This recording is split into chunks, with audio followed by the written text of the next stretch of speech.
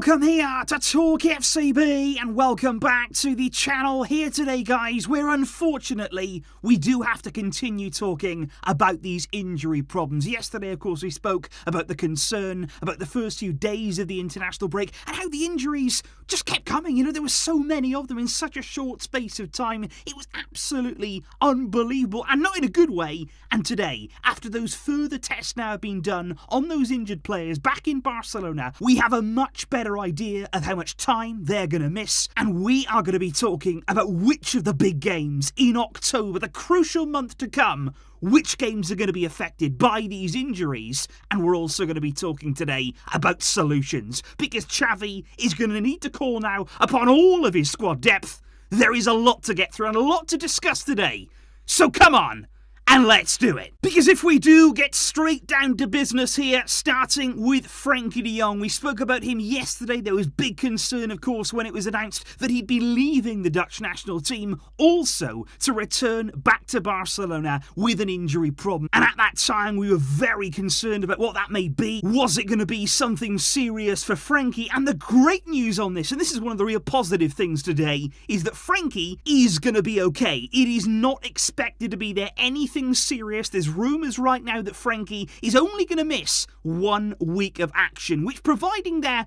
that he recovers as expected ahead of our huge month of fixtures in October, he should be available for the very first game back away at Mallorca. And even if there we didn't want to rush him back for that very first game, he should definitely be all okay for that crucial away trip to Inter on October the 4th. So promising and better news when it comes to Frenkie. There's also been a lot of concern as well around Ousmane Dembélé. He, of course, suffered discomfort there after playing 12 minutes for France against Austria on his return there to international action for France. And the concern sort of grew yesterday on Friday because he did not train with the rest of the group. He still had a little bit of a problem, a few issues. But the thing is that he stayed with the national team. Now, if there had been a problem for me, he would have left, like De Jong has here. So the fact that Dembélé is still with France right now is a positive, and therefore, as it stands, you would expect Dembélé to be fit and available for selection immediately after returning from this international break. Of course, providing that if he does play again for France, no further issues arise, and hopefully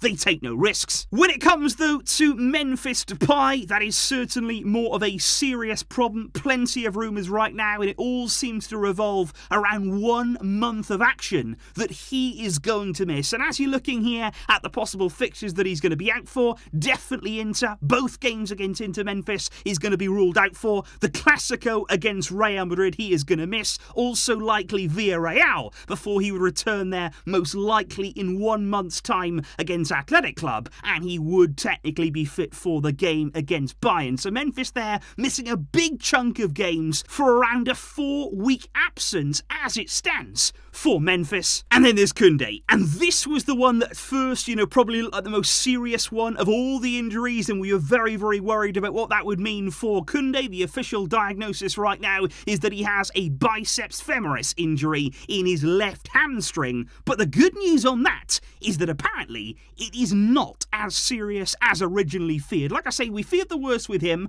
but he might be back sooner than expected. Right now, I would say that he's definitely going to miss Mallorca, he's definitely going to miss Inter, and then Celta, and then probably the reverse fixture against Inter too. That would there take him to 2 weeks out injured. Now, there is a possibility that after those 2 weeks out injured, he will be ready to return any time onwards from there. So we're keeping a very close eye at this stage on the Clasico. He could be back for that game. He could then be back as well, if not in that game, for the game against Villarreal, and he should be absolutely fine for the end of the month there against Athletic. Crucially, he'll be back for Bayern, almost guaranteed there. That would take him to just over a month out injured. But like I say, any time onwards right now, it's being reported from 2 weeks out injured.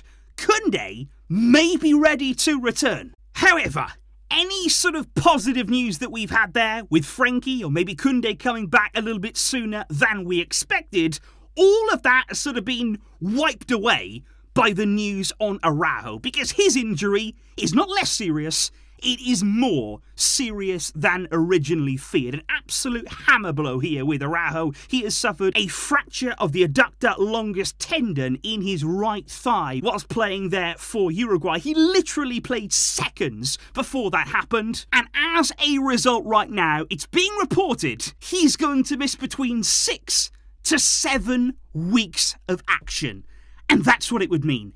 As it stands right now, Araujo, he's out for the entirety of the month of October. He would miss the games against Inter. He would miss the Clasico. He would miss the game against Bayern at the Camp Nou, with that injury set to rule him out for 6 to 7 weeks. And there's even the possibility, of course, if it is for that long, he's even out of November's games against Pilsen in the Champions League, Almeria and Osasuna. And then, of course, it is the World Cup coming up. And the club right now, reportedly, they are analysing whether or not Araujo should undergo surgery. That is being talked about right now, which if he had it, that would most likely rule him out of the World Cup. So the question would be, would Araujo agree to that surgery? Now, if he doesn't do any surgery, there is reportedly a chance that he could recover sooner than expected. We've seen it from Araujo before, where he makes these very, very quick recoveries. That could technically happen again. But of course, we won't want to cut any corners. We won't want to take any risks. Not here, not with his career. Given what we've seen in the past with players before at Barça, we want to make sure he fully recovers. But that is a massive loss there. And just look at our two top centre-backs. You know, when Kounde arrived at the club, we were dreaming, we were thinking all about this partnership with Araujo. And this international break already robbed us of it. You know, to see those two players definitely missing at least 2 weeks on the side of Kounde there, maybe more. Araujo being out likely for the entire month, it really does pain me. That is absolutely heartbreaking for those two players to be out. Araujo for that length, it is soul-destroying. But, and I do just want to try and somehow, guys, find a way through this, because this is not a situation that we would have ever wanted to be in. This is not something that any of us would ever want to see, especially ahead of the month of games that we have to come. But I would just like to say this. This is exactly the reason why we wanted and we needed squad depth at Barcelona. We have spent the summer really ramping up our squad, making sure that we've got competition for places, making sure that we've got cover in every position, and now that's going to be tested. That's why we did it, and we've had injuries. These are very, very cruel blows for us,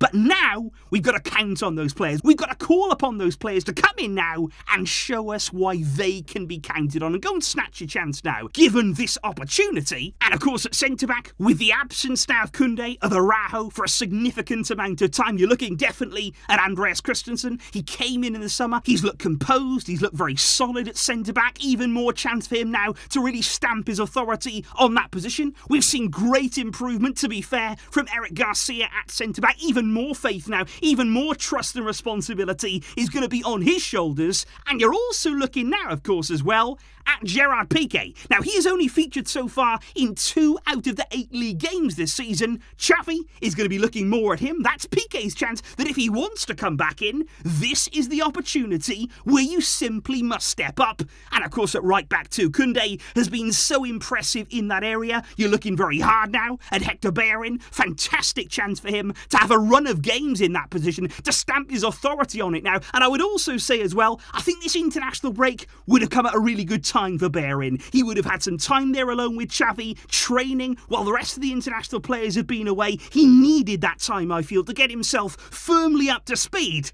and he's going to be thrown back into action. Roberto, he's had his injury problems this season, but he will be fine to play after the international break is over. And of course up front as well, with the absence there of Memphis for a significant amount of time. Luckily for us attack, we are well stacked in that area. We've got some very, very good players to come in. You're looking at Ferran Torres, you're looking at Ansu Fati now. They're going to have more opportunities. Memphis playing in the last 2 league games and scoring against Elche. They will need to play their part if and indeed when Xavi counts upon them. But of course I am, guys, absolutely gutted by what we've seen over the past few days. And all that I'm hoping right now, like I said yesterday, is that still we've got players to play in this international break. We've still got more games to come, and I'm just hoping, surely no more, please, no more injuries. We have already been dealt the worst possible hand with the news that we discussed here today. Please do let me know how you're feeling about it right now. How do you see these games coming? Such big games all at once as well in October. It's a cruel way to kick off such an important period. But we have to keep fighting, and we have to trust in those who are going to be available. Sorry today, it couldn't be the happy, positive, upbeat video that we've all wanted. But we've got to keep going. Let me know your thoughts, guys. I will see you soon. But until next time, as always, Visca El Barça.